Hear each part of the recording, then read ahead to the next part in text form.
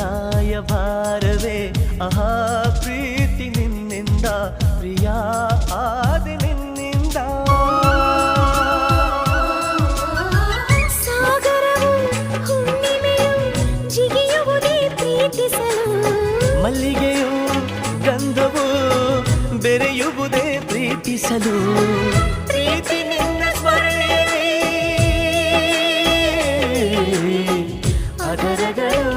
ಅರಳುವುದು ಚುಂಬಿಸುತ್ತ ಪ್ರೀತಿಸಲು ಪ್ರೀತಿ ನೀನಿಲ್ಲದೆ ನಾನು ಹೇಗಿರಲಿ